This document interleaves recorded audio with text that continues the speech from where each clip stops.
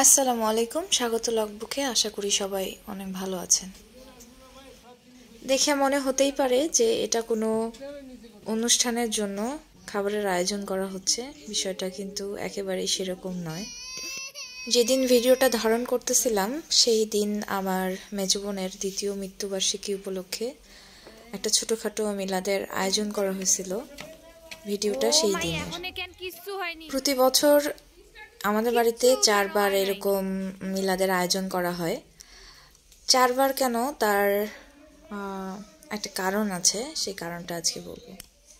স্বাভাবিকভাবেই দিনটা যেহেতু খুব একটা সুখকর না, এই জন্য আমি আজকে আসলে সবকিছুর বর্ণনায় যাব না, শুধু একটা ছোটোখাটো একটা আমার জীবনের যে বাস্তব যে ঘটনা সেটার সারমর্ম তুলে ধরার চেষ্টা করব। আশা করি সবাই সাথেই থাকবেন। প্রথমেই বলছিলাম যে প্রতি বছর 4 বার আমাদের বাড়িতে এরকম মিলাদের আয়োজন করা হয়। তার কারণটা আসলে কি? তার কারণটা হচ্ছে 2022 সালের জুন মাসে আমার একমাত্র ভাই সবুজ ও মারা যায় বাইক অ্যাক্সিডেন্টে। শুধু সেদিন ও মারা যায়নি, তার সাথে আমার নিজের খালাতো ভাই একসাথে একই দিনে মারা যায়। ওদের নিয়ে না হয় কথা আরেকদিন হবে।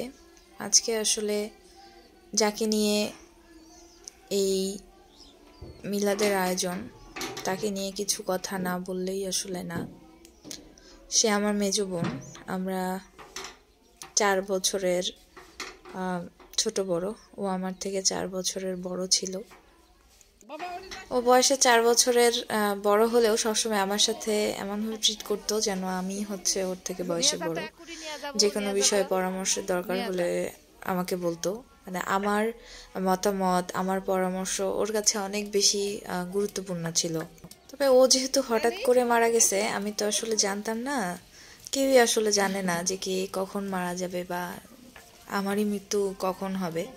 তবে একটা দিক আমার খুব বেশি অনুশোচনা হয় যে মৃত্যুর আগের সময়গুলোতে, বিশেষ করে মৃত্যুর ঠিক 2 বছর আগে যেভাবে পরামর্শ দেওয়া দরকার, যেভাবে কাছে থাকা দরকার, যেভাবে সময় দেওয়া দরকার, আমি হয়তোবা শতভাগ দিতে পারিনি। চেষ্টা করছি আমি হয়তোবা অন্য দিক থেকে, কিন্তু ও যত বেশি আমার সময়টা চাইতো, আমি আসলে ওইভাবে ওই সময়টা তখন দিতে পারি নাই। মানুষ হয়তো মৃত্যুর আগে বুঝতে পারে যে সে মারা যাবে, কারণ ও অনেকদিন থেকে বলতেছিল, দেখিস আমি একদিন হঠাৎ করে নাই হয়ে যাব, আমি একদিন মারা যাব। তো আমার কাছে বিষয়গুলো আসলে মনে হতো যে এইগুলো কথা কেন বারবার বলে। বিষয়গুলো শুনতে শুনতে এক সময় বিরক্তই লাগতো। কিন্তু এটা যে ওর ভিতর থেকে আসতো, এটা যে ওর ভিতরের কথা ছিল, আমি যদি এখন জানতাম, এই মুহূর্তে এসে জানতাম, আমি আসলে জানি না যে আমি আসলে তখন কি করতাম। যত মানুষ আসলে ওকে চেনে সবাই এক কথায় বলবে যে ওর মনটা খুব ভালো ছিল, অনেক উদার ছিল, অনেক বড় মনে ছিল, এক কথায় খুব ভালো ছিল। ঠিক ছিল যে হুট করে কোনো কিছু করে ফেললে সে ভাবতো না যে এটার কনসিকুয়েন্সেস আসলে কি হতে যাচ্ছে। সেটা আমি আসলে পজিটিভ ক্ষেত্রেই বোঝাচ্ছি। যেমন ধরেন যে ওর কাছে হয়তো সাপোজ 100 টাকা আছে, ও কারো কোনো কিছু দেখলে ও 80 টাকায় বের করে দিবে, এইরকম একজন মানুষ ছিল। বলতে আসলে কোনো দ্বিধা নাই যে আমার জীবনে ওর ভূমিকা ব্যাপক। কোনো কিছু করেও আমি আসলে ওর ঋণ শোধ করতে পারবো না। আল্লাহর কাছে দোয়া করি, আপনারাও দোয়া করবেন, আল্লাহ যেন আমার বোনকে ক্ষমা করে দেয়, ক্ষমা করে দিয়ে জান্নাত নসিব করে। কাছে আমার মায়ের যে আকুতি, সেই আকুতিটা শুধুমাত্র তুলে ধরতেছি, তার একটা কারণ আছে, একটু পরে বলতেছি।